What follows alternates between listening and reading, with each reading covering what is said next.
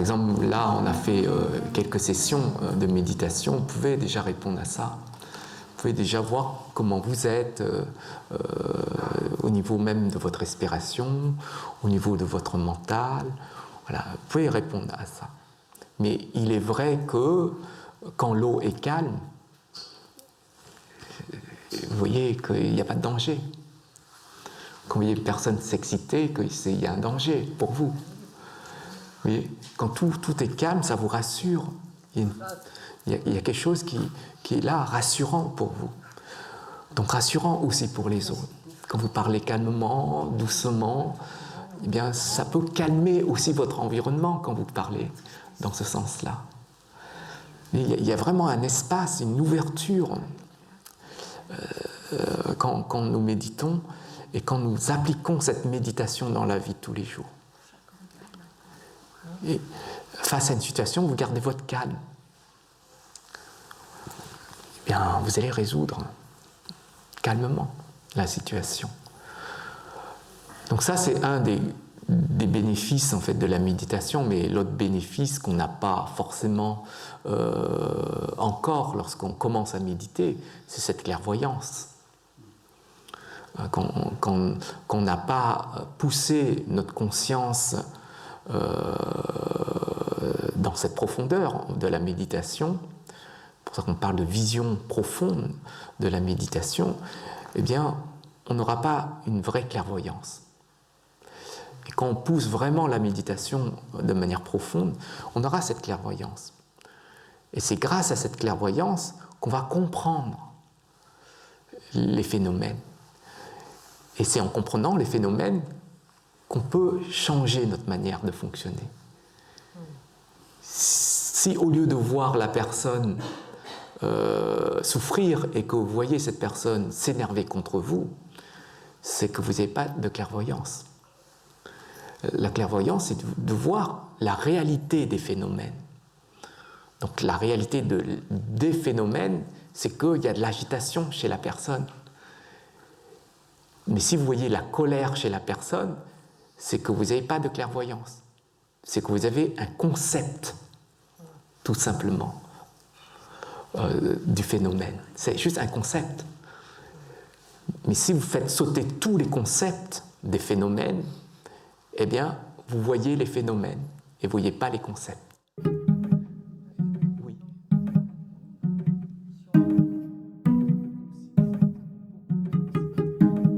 Que tout type de conditions ou tout type de situation qui arrive est un enseignement pour nous.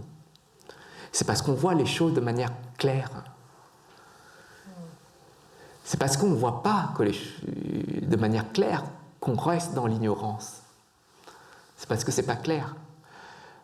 Et une eau trouble, c'est une eau qui n'est pas claire. Donc vous allez être ignorant de ce qui se passe au fond de l'eau. Mais lorsqu'on comprend mieux l'autre, on sait mieux s'adapter. Si on manipule, on va imposer les choses. On ne propose pas. Lorsqu'on veut aider les autres, il faut comprendre les autres. Ça, c'est une des logiques, tout simplement. Vous ne pouvez pas aider les autres si vous ne comprenez pas l'autre. Si vous voyez l'autre et que vous voyez comment il fonctionne, vous pouvez vous adapter. Mais si vous ne comprenez pas l'autre, je pense que vous pouvez avoir l'outil qu'il faut et vous adapter de manière très juste, mais il n'y a pas de compréhension derrière. Ce sera, j'ai cet outil-là, je vais proposer cet outil, ça fonctionne, tant mieux. Mais je n'aurais pas compris vraiment, intérieurement, comment cette personne fonctionne. Tandis que là, si j'ai cette clairvoyance, je peux voir à travers la personne comment elle fonctionne. Mais on ne va pas jusqu'à là pour l'instant. On va juste voir au niveau de son état profond, souffrance, joie. Et à partir de ces états profonds, on va voir notre attitude. Mais on ne va pas voir que l'apparence, par exemple, qu'elle reflète. C'est-à-dire les concepts qu'on pose sur cette personne-là, à travers ces états. Donc la méditation, ça nous aide à avoir cette clairvoyance, parce que tout est stable. Donc le sable retombe au fond de l'eau et l'eau devient claire à ce moment-là. Donc on pourra comprendre ce qui est au fond de la personne.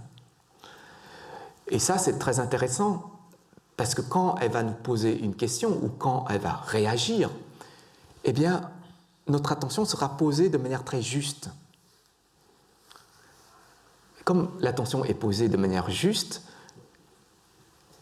eh bien, notre réaction va être juste aussi.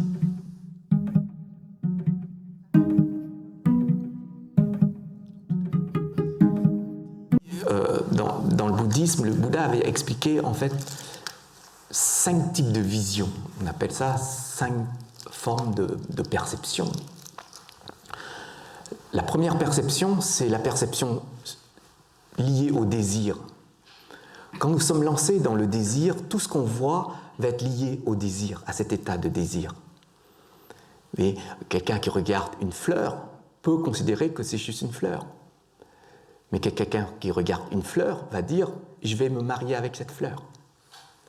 Donc on voit que notre perception, si c'est lié à cet état de désir, eh bien tout ce qu'on verra, ce sera ici. Et donc là, c'est notre perception liée à nos 2 yeux ici, à nos sens physiques. Et le Bouddha disait, ce sens-là, c'est un sens lié aussi à l'ignorance. Donc si vous voyez que par vos sens, et que derrière vous allez conclure, vous allez réagir, vous aurez toute cette couche d'ignorance à travailler. Il disait, il y a un deuxième niveau de perception qui est plus une vision étroite, parce que le désir, c'est une vision qui est étroite, ça va dans une seule direction. Il disait, il y a une vision qui est plus large, c'est la deuxième forme, c'est la vision profonde. Et cette vision profonde, elle s'acquiert grâce à la méditation. Quand plus vous méditez, vous allez développer cette vision profonde.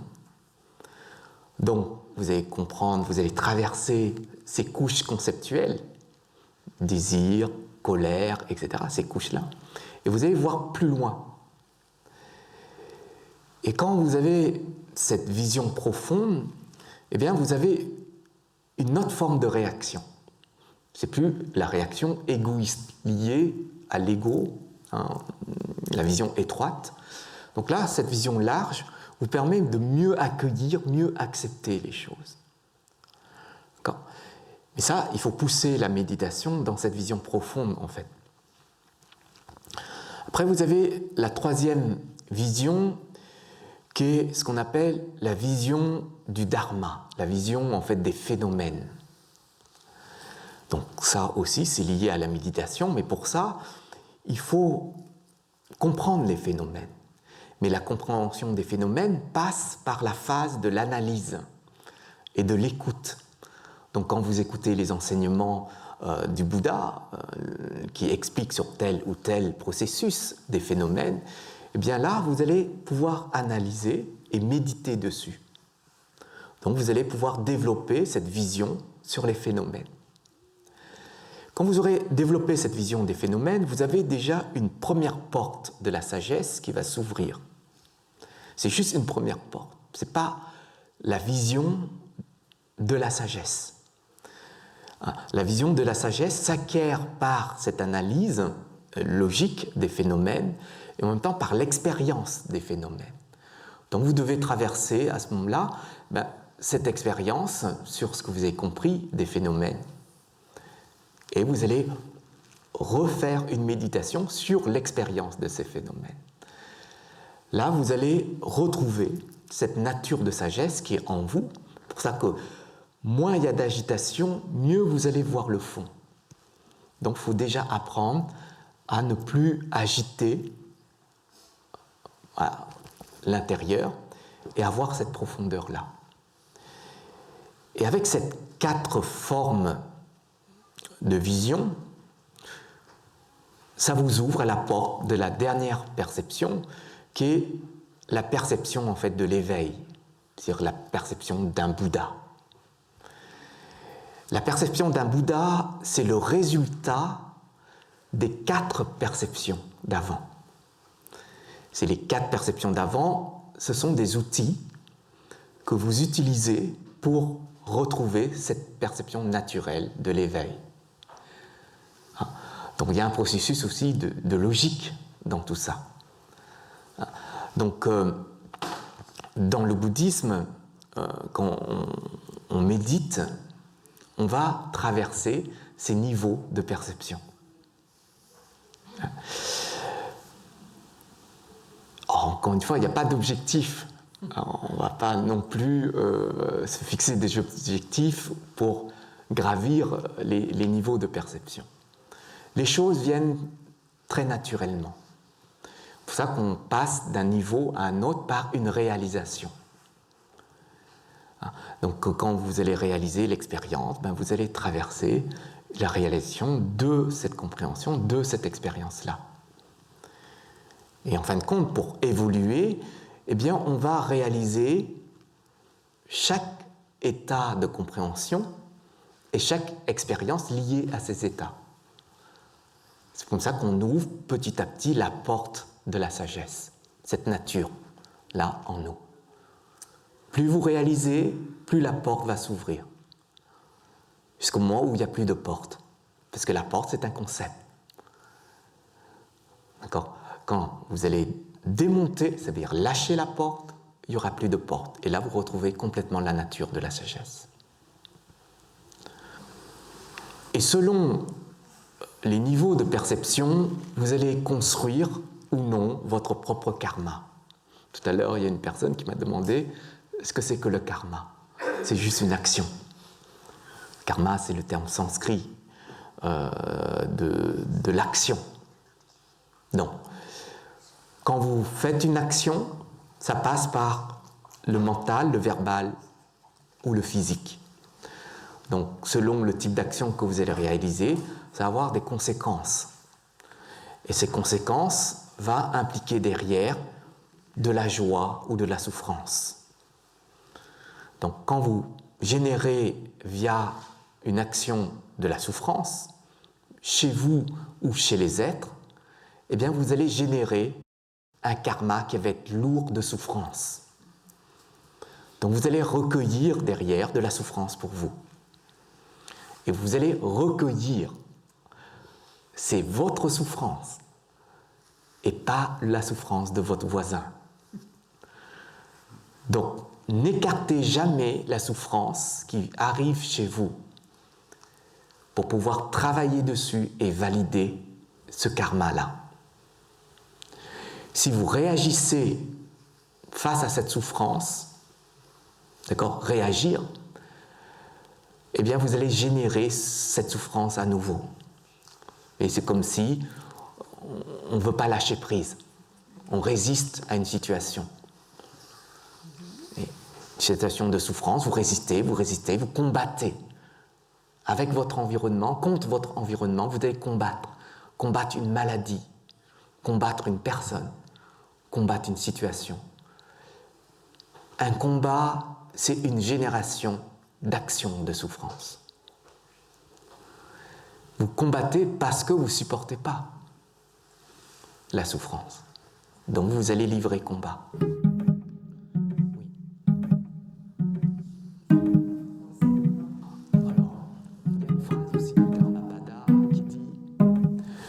Le meilleur des combattants, donc je parle de combat, c'est pas celui qui a gagné toutes les guerres dans ce monde, mais c'est celui qui a gagné sa propre guerre intérieure. Quand je parle de combat, c'est ce qui se passe ici. Combattre ici, ça ne veut pas dire livrer un combat contre ici, comme être contre une maladie, par exemple, contre une émotion, par exemple. Combattre ici, c'est apprendre à lâcher. C'est-à-dire, l'émotion arrive, il faut apprendre à lâcher l'émotion, à libérer l'émotion. Non pas libérer sur l'autre, souvent on libère l'émotion sur l'autre, c'est libérer l'émotion tel un nuage qui arrive sous le ciel. Nous, on doit toujours se considérer au-dessus des nuages et pas dans les nuages. Quand vous voyez les nuages passer, le ciel est toujours au-dessus. D'accord ? Donc, quand vous lâchez, il faut lâcher de l'intérieur. Donc, tout phénomène qui arrive, il faut prendre tel qu'ils arrivent, que ce soit émotion ou autre, et laisser partir. C'est-à-dire, il ne faut pas en faire un plat. Il ne faut pas faire tout un cirque pour ça. Il ne faut pas s'identifier à ce phénomène. Il ne faut pas que vous dites ça, c'est moi là-bas. Donc, il a pollué le moi là-bas, donc je vais reprendre les choses en main. C'est parce qu'on s'est identifié. On s'est identifié à l'émotion. Donc, on pense que l'émotion, c'est nous. Mais l'émotion, c'est juste une énergie schématique, c'est juste un schéma émotionnel, un schéma énergétique qu'on a déclenché. C'est tout. Et nous, on prend tout ça pour nous-mêmes. C'est pour ça qu'on n'arrive pas, en fait, à dire il a touché mon moi ici. Il a touché quelque chose qui est ici, qui est moi, que je me suis identifié, et donc il va le payer. Vous voyez ? Et comme un bruit, quand vous méditez, il y a un bruit, vous vous identifiez au bruit. Et comme vous ne voulez pas de bruit, le schéma déclenche une émotion. C'est très simple. Et vous voulez méditer tranquillement, dans le silence, etc. Mais quand il y a du bruit, vous identifiez au bruit et vous voulez éteindre le bruit. Donc vous allez frapper la personne qui est en train de faire du bruit. Parce que vous avez identifié au bruit. Vous dites le bruit, c'est vous. Mais comme vous ne voulez pas le bruit, donc vous allez essayer d'éteindre le bruit. En fait, on fonctionne comme ça.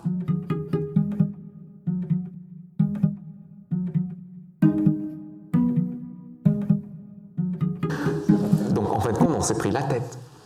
C'est parce qu'on s'est identifié. Donc c'est pour ça que quand vous voyez que vous êtes en colère, il faut tout de suite poser et lâcher, lâcher, lâcher. Parce que si vous ne lâchez pas, ça va remplir. Vous voyez, quand vous avez perdu un travail, la perte d'un travail remplit tout cet espace-là. Et vous rentrez chez vous, c'est tout rempli. Et votre objectif, c'est de retrouver du travail. Ça remplit, encore une fois. Donc vous avez des préoccupations. Parce qu'il n'y a pas le lâcher-prise, il n'y a pas ce travail de lâcher-prise. Donc le karma, lui, il se déclenche à travers l'action de nos énergies, que ce soit énergie mentale, verbale ou physique. Ça se déclenche. C'est pour ça que quand vous méditez et qu'il n'y a pas de réaction face à un bruit, il n'y a pas de karma. C'est comme ça qu'on se libère du karma. Tous les grands méditants, tous ceux qui méditent, atteignent à la fin, en fait, cette nature de nirvana. Ils se libèrent du cycle des existences, point final. C'est parce qu'ils ont compris qu'il n'y a pas besoin de réagir.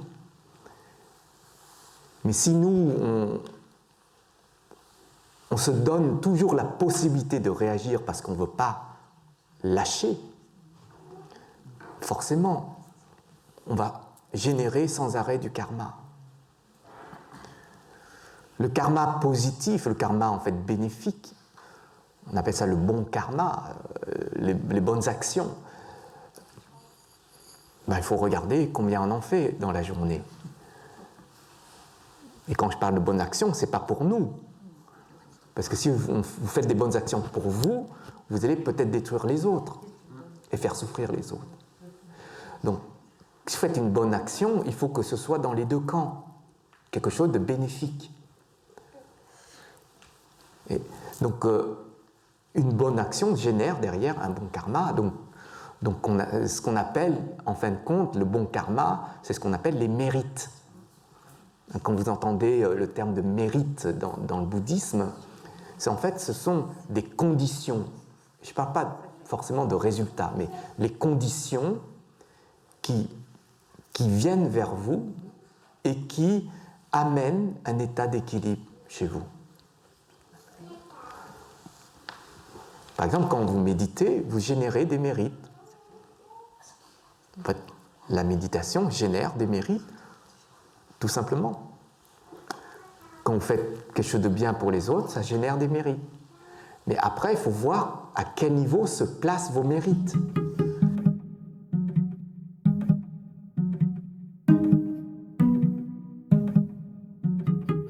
Parce qu'il y a différents niveaux de mérites. Dans le bouddhisme, on a les mérites du monde. Je pense que si vous êtes dans les associations bénévoles, etc., vous allez générer des mérites pour le monde. Et donc, vous allez récolter les mérites pour vous plus tard. C'est-à-dire, si vous donnez de l'argent, du matériel, eh bien, vous allez recevoir tout ça à un moment donné.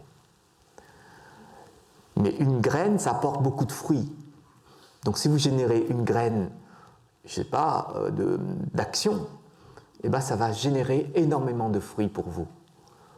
Juste une seule graine. Donc les mérites, ça conditionne notre vie dans le bon sens. Sauf que, comment on va utiliser ces mérites? Si on utilise pour nous, on va utiliser tous les mérites pour nous, donc on n'aura plus de mérites.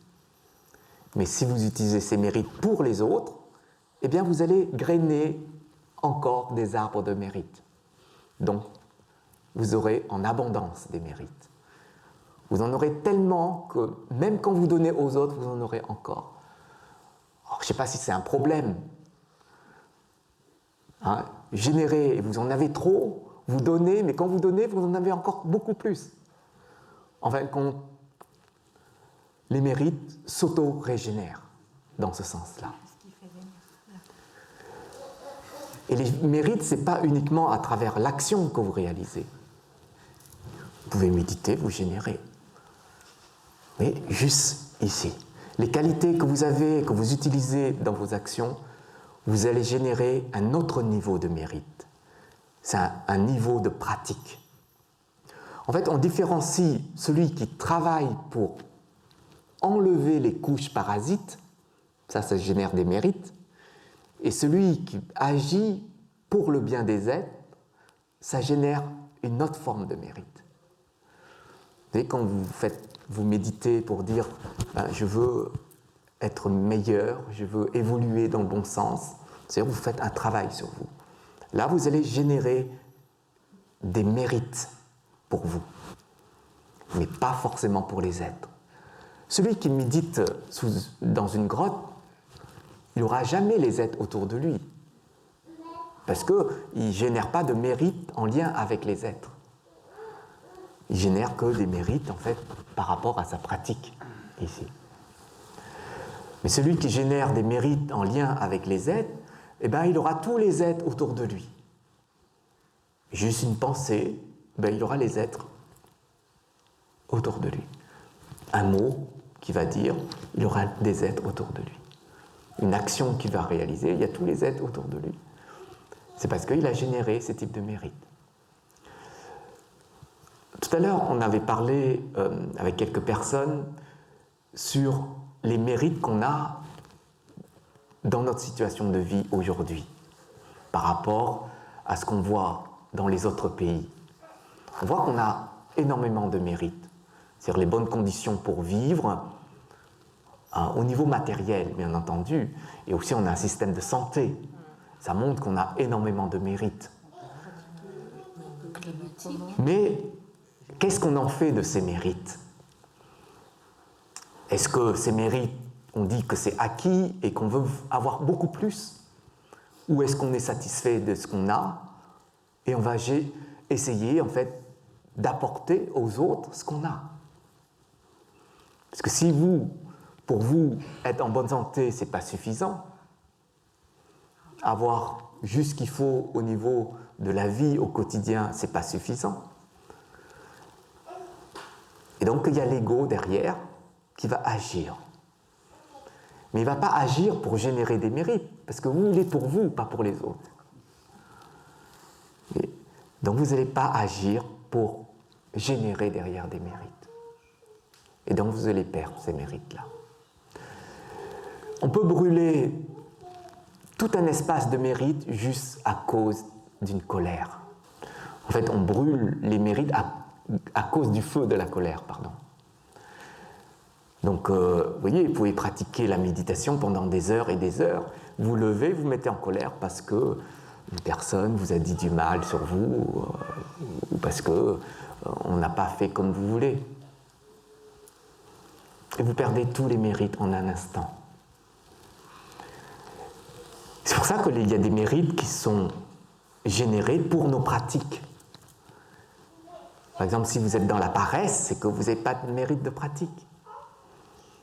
Si vous voulez des mérites de pratique, il faut générer derrière des actions dirigées vers ces mérites-là. Et sur la voie du bouddhisme, on a besoin des mérites. Si on n'a pas de mérite, c'est ce qu'on appelle l'accumulation de la période des mérites. Et l'accumulation de ces mérites-là, c'est la période la plus longue sur la voie d'un pratiquant. Long ici, ce n'est pas quelques vies, c'est des milliers de vies. Donc, on voit, en prenant une image de nous-mêmes et de nos propres pratiques, on se laisse perturber par un cadre de vie, par une situation. Eh bien, dans ce sens-là, on n'a pas les mérites de pratique, parce que ça perturbe nos pratiques. Quand on est happé par le monde extérieur, par les situations extérieures, on voit bien qu'on ne prend plus le temps de pratiquer. L'intérieur est rempli par le monde extérieur. Et donc, nos pratiques, eh bien, on oublie un petit peu. Donc, je pense qu'il faut y réfléchir par rapport à ça. Mais comment générer des mérites dans un premier temps pour qu'on ait les conditions du monde satisfaisantes, pour qu'on puisse avoir un espace pour pratiquer, un mari qui est conciliant, qui est compréhensif par rapport à ça, un cadre de vie compréhensif. On peut parler du bouddhisme, on peut parler de nos pratiques sans qu'il y ait une personne qui commence à s'énerver contre nous. Et vous allez dehors, vous parlez du bouddhisme, peut-être qu'il y a quelqu'un qui va vous insulter. Votre entourage, vos proches, parlez de votre bien-être, d'une pratique pour votre bien-être, et on n'est pas content de vous. Et ça montre qu'il y a un cadre de mérite qui est pas là. Logiquement, quand nous avons tous les mérites, on n'a pas besoin d'avoir peur de quoi que ce soit, parce que tout arrive naturellement. Nos pratiques, lorsque on a ces mérites liés à nos propres qualités, pour ça, dans le terme vietnamien des mérites, il y a deux mots. C'est phu, c'est mérite. C'est les mérites à travers nos actions. Et de, ce sont les mérites qui sont générés à travers nos qualités. On dit qu'on fabrique, qu'on crée les mérites. Et après, on reçoit les mérites. Vous allez créer les mérites à travers vos actions, en passant par les qualités. Et après, vous allez recevoir les mérites à travers vos actions, c'est-à-dire le monde, pour vous, aura de bonnes conditions pour vous. En même temps, les mérites beaucoup plus profonds à ce moment-là pour vos pratiques. C'est-à-dire, si vous développez les mérites, eh bien, les conditions des mérites seront à ce moment-là en accord avec ce reflet-là. C'est-à-dire, si les mérites, c'est superficiel, vous aurez des fruits superficiels. Si les mérites sont développés de manière profonde, eh bien, vous aurez toutes les couches et cette profondeur aussi des mérites.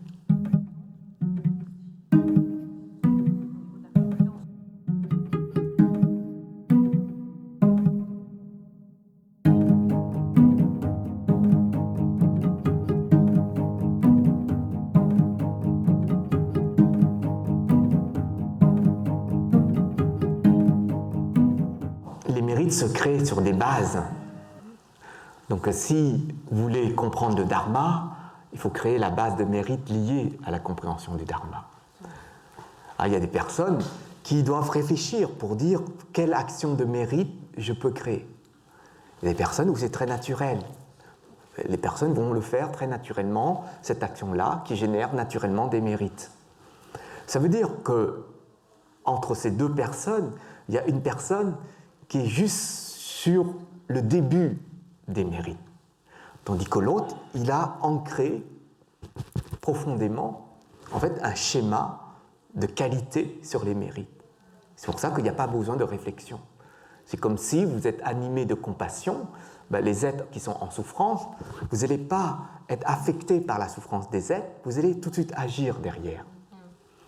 Tandis qu'il y en a, ils vont réfléchir sur comment ils peuvent utiliser cette compassion. Et donc, les mérites, en fait, se placent à tout type de niveau.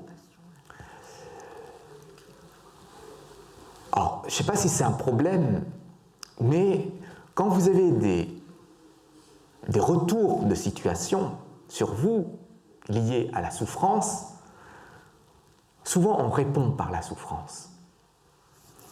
On ne répond pas par autre chose que la souffrance.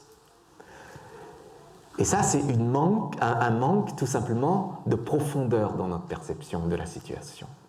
C'est pour ça qu'avant d'agir pour les êtres, pour créer les mérites, il faut approfondir notre perception. C'est-à-dire voir que le monde extérieur est une réaction de notre karma et que cette réaction de notre karma nous aide à avancer. Oui. Ça, on dit toujours, on crée une situation d'opportunité pour avancer.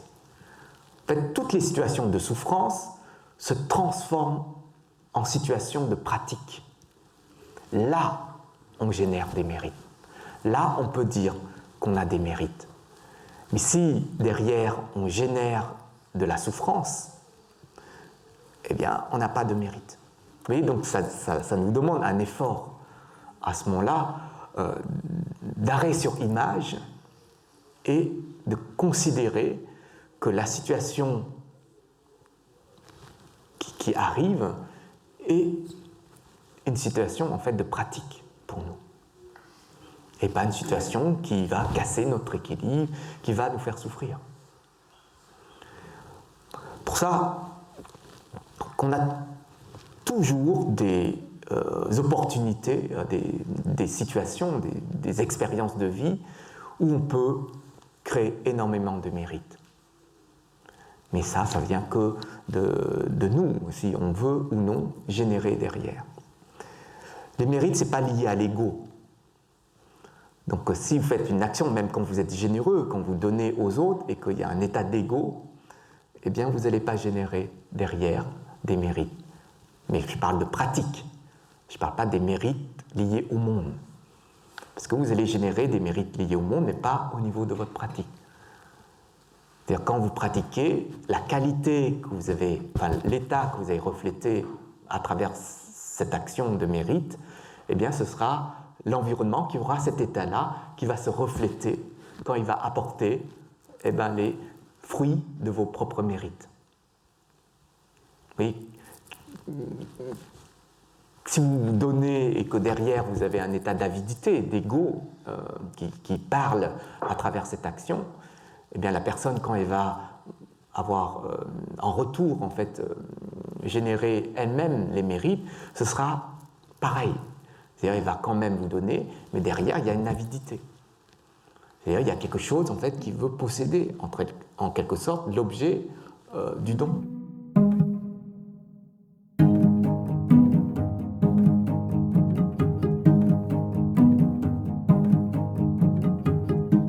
C'est ça qu'il faut se surveiller quel état intérieur nous cultivons lorsqu'on va agir même au niveau de pensée.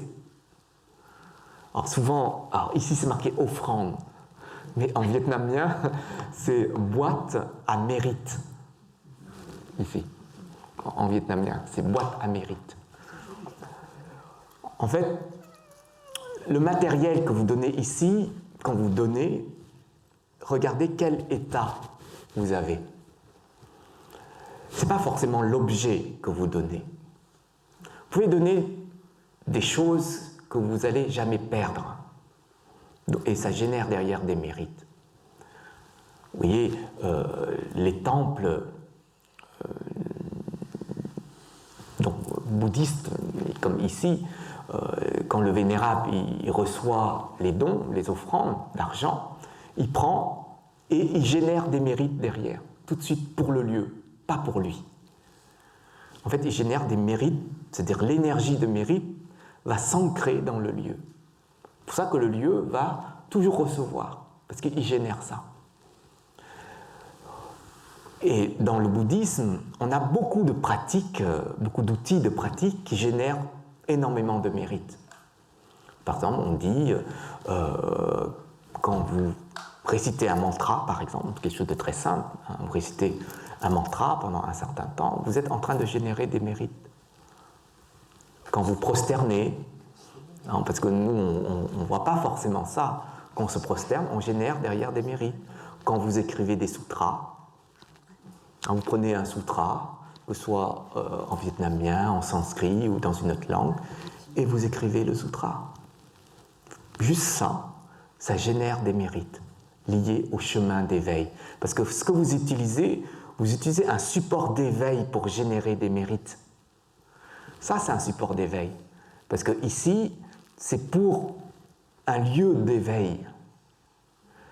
Donc c'est pour ça que les gens, quand ils comprennent, ils disent, je vais offrir au temple et pas à une association. Nous, on pourrait réfléchir autrement. On pourrait dire, le temple, il n'a pas besoin. Le Bouddha, il est riche, il est en or. Vous voyez, on n'a pas besoin. On va offrir, en fait, aux associations. Mais quand vous générez des mérites à travers ces actes-là, associatifs, eh bien, vous allez générer juste des mérites pour le monde.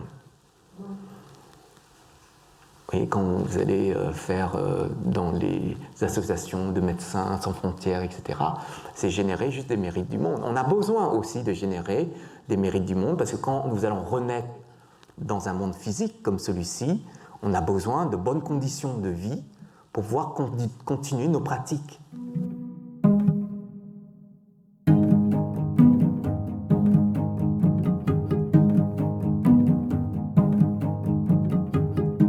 Ça dépend de notre état. Quelqu'un qui n'est pas bouddhiste génère des mérites pour les êtres. Mais ce n'est pas pour l'éveil. C'est pour ça que ça dépend de notre état. Si on est animé de compassion pure, si on a une forme de sagesse, hein, lorsqu'on le fait, ça, ce sera pour l'éveil. Mais lorsqu'on le fait parce que ça nous est insupportable de voir la souffrance de ces êtres-là, on va agir dans ce sens-là. Ça, c'est juste des mérites en fait du monde. Parce que les êtres, c'est les êtres du monde.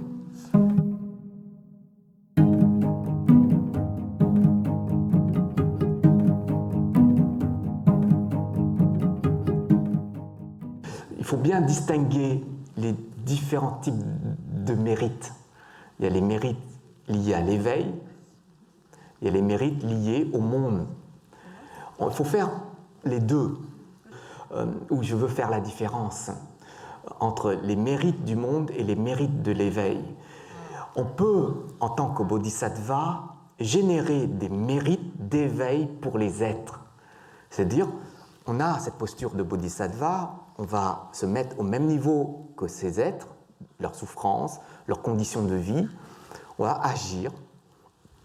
Eux, ils vont s'ouvrir, parce qu'on est quelqu'un, il y a une ouverture chez l'autre. Quand ils vont s'ouvrir, on va pouvoir transmettre. Donc derrière, on va générer des mérites d'éveil. Par exemple, quand vous expliquez un fonctionnement sur le dharma, sur un processus, sur le karma, etc., quand vous enseignez, ça va générer des mérites pour les êtres, leur bien-être, en même temps pour l'éveil des êtres. Donc, ce sont des conditions qu'il faut vraiment faire où il faut faire la différence lorsqu'on agit. Il faut voir à quel niveau on se place, quel type de mérite on va générer. Il y a l'intention, donc ça va être lié au karma, donc le lien qu'on va créer aussi avec les êtres, avec l'intention. Donc, dites-vous, si vous voulez vous libérer du cycle des existences, c'est-à-dire atteindre l'état de nirvana, il faut éradiquer le karma.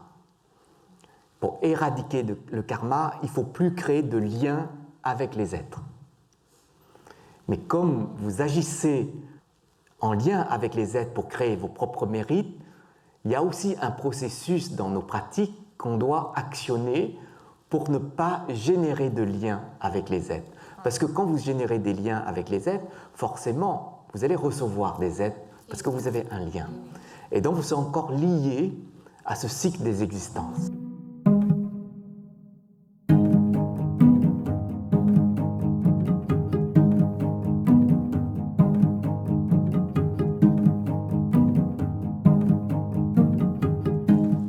Quand on est encore lié aux êtres, on ne peut pas se libérer. Ça, il faut être conscient de ça. Or, j'ai appris des grands maîtres à travers leurs techniques, parce qu'ils donnent beaucoup aux êtres. Donc forcément, ils ont des liens avec des êtres, mais ils ont une technique, et on utilise souvent cette technique. Quand par exemple, quelqu'un vous donne quelque chose, d'accord ? C'est-à-dire que vous avez un lien avec cette personne. Karmiquement, vous avez un lien. Parce que vous allez... Alors, il y en a qui trichent un petit peu, ils disent « mais tu me donnes, mais je n'ai pas besoin ». C'est-à-dire ils ne reçoivent pas, et comme ils ne reçoivent pas, il n'y a pas de lien. Mais ça, ce n'est pas bon non plus, parce que si vous faites ça, vous allez supprimer la qualité de générosité chez l'autre. Non. Donc, vous avez quand même un lien, mais c'est un mauvais lien, parce que vous supprimez une qualité. Donc, quand vous acceptez, il faut redonner par des souhaits. Par exemple, je reçois, je ne sais pas, un gâteau. Voilà, je vais recevoir, même si je n'aime pas, je vais quand même le prendre et le manger. En fait, quand j'accueille le gâteau, intérieurement, alors des fois extérieurement, quand la personne c'est un pratiquant, mais intérieurement, je fais une dédicace. D'accord ? Je dis tous les mérites que cette personne a générés vis-à-vis de moi-même, eh bien, je vais les envoyer aux êtres. C'est-à-dire que je ne garde pas, parce que les mérites ce sont des conditions énergétiques, en fin de compte. En fait, je vais recevoir ça, mais pas l'objet en lui-même. Je vais recevoir ce lien énergétique avec la personne. En fait, c'est une action qui n'a plus de lien au niveau karmique. Il n'y a plus de dette. Quand quelqu'un donne et comprend, on a des dettes vis-à-vis de cette personne. Mais comme on le prend et on renvoie aux êtres, il n'y a plus de dette avec cette personne. Si vous faites des bonnes actions, alors vous générez derrière des mérites, que si vous faites des bonnes actions, ne gardez pas les mérites pour vous. Vous allez quand même faire la dédicace. C'est-à-dire l'action ponctuelle, locale, à ce moment-là, va être diffusée dans l'espace. D'accord ? Et donc vous allez faire votre dédicace, c'est-à-dire générer donc les mérites et envoyer ces mérites-là. Comme ça, vous ne gardez pas les mérites de votre action. Parce que là, vous êtes en train de générer des mérites. D'accord ? Et vous ne prenez pas, donc vous allez envoyer. C'est-à-dire les mérites générés, vous allez l'envoyer dans l'espace pour les êtres. Comme ça, vous-même, vous n'avez pas de lien quand vous faites une action. Donc c'est très subtil. À ce niveau-là, c'est très subtil. Et si vous regardez, quand vous donnez, peut-être vous, mais quand nous, on est asiatique et qu'on donne aux vénérables une offrande, jamais ils nous remercient. À notre niveau, dans notre société, c'est bizarre. Venant d'un vénérable. D'accord ? ils disent toujours que tous les mérites, alors ils récitent, ils disent que tous les mérites générés à ce moment-là puissent envoyer à tous les êtres. Alors parfois, si vous êtes malade et que vous faites ça, eh bien, il va vous redonner les mérites tout de suite à vous. Donc il va vous dédicacer directement. Donc ça, c'est le fonctionnement en fait des grands maîtres. Lorsqu'on donne, alors, souvent les bodhisattvas maintiennent un lien, mais pas un lien karmique avec les êtres. Donc là, c'est un peu plus subtil. En fait, c'est un lien pour renaître et aider ces êtres.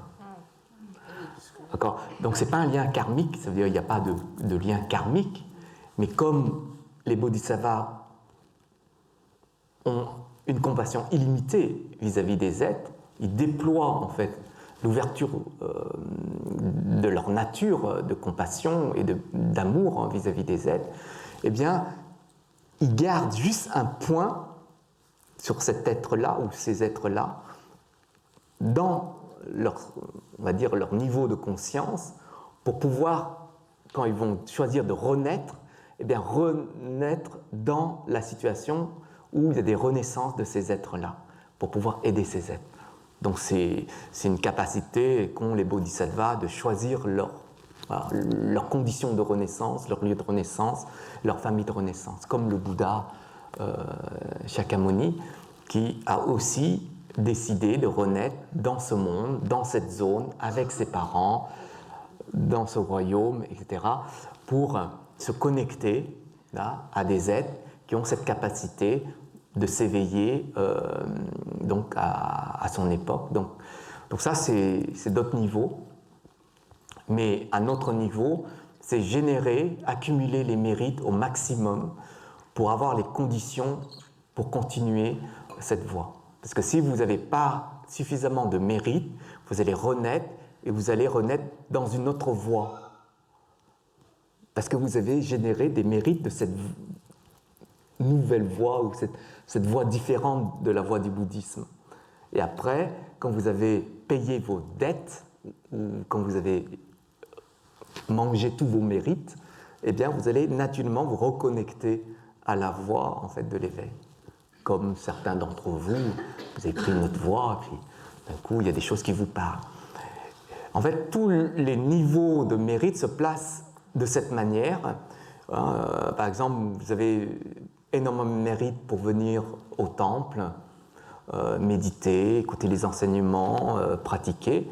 Donc ça, ce sont des mérites que vous avez générés dans vos vies passées et que dans cette vie, vous allez récolter ces fruits-là pour continuer à comprendre, continuer à pratiquer.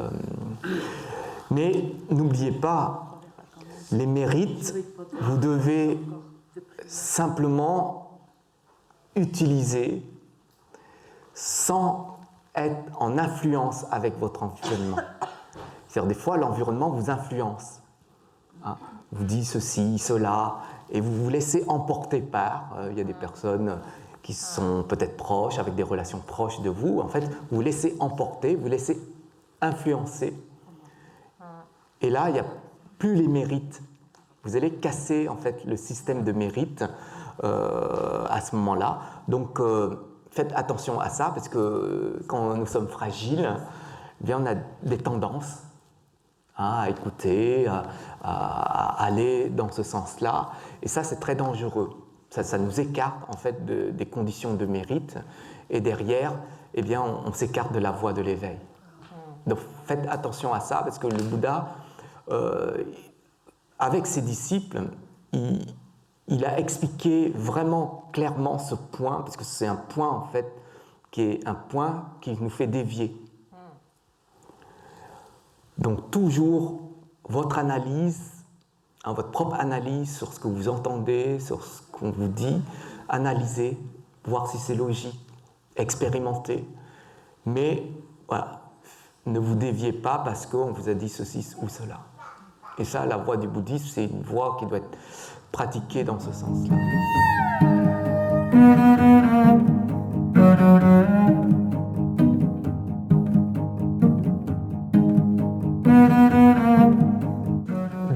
rapidement, et puis arrêter. Et accepter que ce n'est pas le moment, il n'a pas les conditions pour recevoir. Et comme un enfant, il n'a pas envie de dormir et vous l'obligez à dormir. Un enfant, si c'est votre enfant, ben, il va quand même vous écouter, donc il va quand même se forcer à dormir. Mais si ce n'est pas votre enfant, il ne va pas le faire. Donc il ne faut pas résister à ça. Quand vous voyez qu'il ne veut pas dormir, ben, ok, ben, ne fais pas de bruit, ben, tu ne dors pas, ok. Mais il ne faut pas que tu déranges les autres. Donc il faut identifier rapidement. Et il n'y a que la sagesse qui nous permet d'identifier tout de suite l'attention qu'on pose dessus. Mais parce que des fois, on ne se regarde pas. Et on ne voit pas la réaction de l'autre. On voit peut-être l'autre dire oui, oui, oui, vous voyez, toujours comme ça. En Inde, c'est comme ça, quand ils disent non, ils font ça.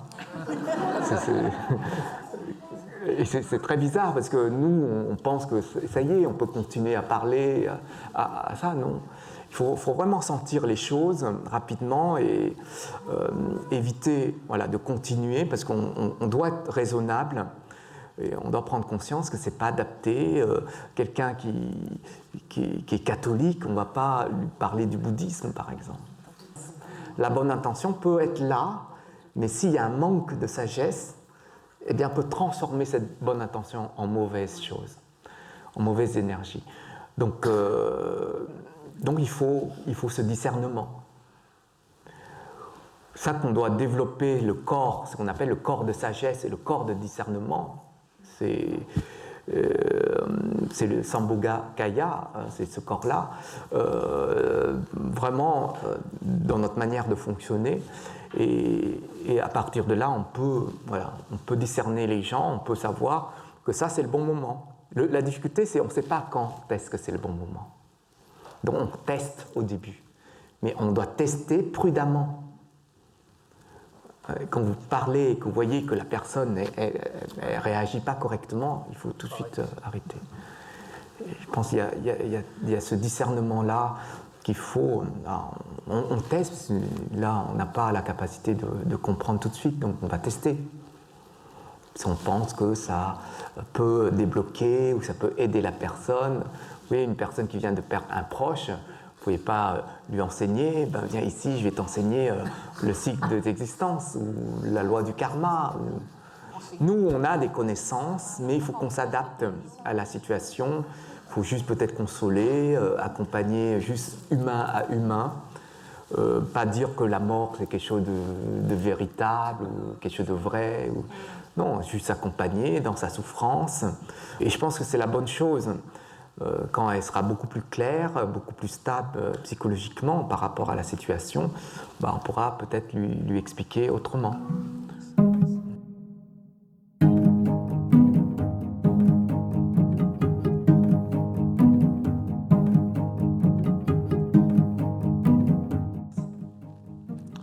Il y a des fruits qui vont tomber beaucoup plus tard que d'autres. Et il y a des fruits qui tombent là parce qu'ils sont mûrs, qu'ils soient bons ou mauvais. Donc il y a juste le temps qui joue dans ça. Mais il ne faut pas qu'on puisse comprendre que ce n'est pas logique et que c'est injuste. Il y a des personnes qui changent de posture et d'état parce qu'ils pensent que c'est injuste. J'ai vu des personnes qui ont une bonté, qui ont une sagesse, mais la vie, c'est très compliqué. Et ils disent, j'arrête ces qualités, j'arrête d'agir dans ce sens-là. Parce qu'ils ne voient pas de logique. Parce qu'ils veulent tout de suite un résultat. Quand vous êtes généreux, vous voulez tout de suite un retour. Mais si vous êtes impatient par rapport aux fruits de votre action, forcément, vous allez détruire les bonnes actions que vous allez réaliser. Il y a juste à regarder quand vous plantez un pommier, il n'y a pas tout de suite les fruits. Donc, si vous prenez conscience du processus d'une action et en même temps les conditions que vous allez mettre sur cette action-là, eh bien derrière, vous aurez cette distance temporelle en fait du fruit. Et ça, c'est très compliqué à comprendre pour les personnes qui sont dans l'impatience. Si on vous dit, ben, faites cette action-là, vous êtes généreux, etc., attendez quand même 10 vies pour recevoir les mérites. Là, vous voulez dans cette vie, ça va être compliqué. Vous dites, bah, je ne vais pas générer aujourd'hui. Les questions qu'on doit se poser, c'est comment nous sommes aujourd'hui, quel état on a intérieurement et quelle action on va faire. En fait, les questions se posent à l'instant et pas pour le futur ni pour le passé. Nous, on veut savoir pourquoi aujourd'hui il m'arrive toujours ça. Je voudrais savoir ce qui s'est passé, qu'est-ce que j'ai fait à cette personne dans mes vies passées pour avoir aujourd'hui ce résultat. Je pense qu'on ne pose pas forcément la bonne question et le bon temps. Et ça, on n'a pas besoin de se poser la question. On va dire simplement, quand ça arrive à moi, forcément, bon, j'accepte ce que j'ai fait dans les vies passées. Mais je ne dois pas tourner à comprendre réellement quelle action, qu'est-ce que j'ai pu faire. Et même si j'ai fait ça, aujourd'hui j'ai fait un travail sur moi en validant ça, comment cela se fait-il que ça continue toujours? Et ça veut dire qu'on veut résister, on ne veut pas lâcher. Il faut lâcher jusqu'à quand il n'y en a plus. Si vous lâchez que 3 fruits et que là il y a 100 fruits, forcément il y aura des fruits qui tombent encore. En fait, notre problème de fonctionnement, notre problème au niveau de notre karma vient de cette résistance-là. C'est que nous sommes impatients. Nous voulons toujours des résultats rapidement, même à travers notre pratique. C'est même pas à travers nos activités dans le monde. Mais à travers notre pratique, on veut aussi valider rapidement ce lourd karma qui nous empoisonne dans notre vie. Mais en tout cas, sur la voie du bouddhisme, les choses ne fonctionnent pas comme ça. Donc il faut à un moment donné se rendre à l'évidence dans nos pratiques, dans nos situations. On va s'arrêter là. Bye bye, karma. On va juste faire la dédicace pour tous les êtres.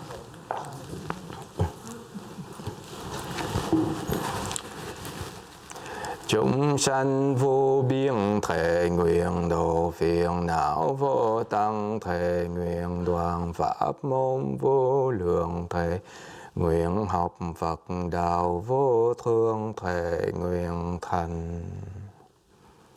Nguyện đem công đức này hướng về khắp tất cả đệ tử và chúng sanh đều chọn thành Phật đạo. Merci à vous. Merci.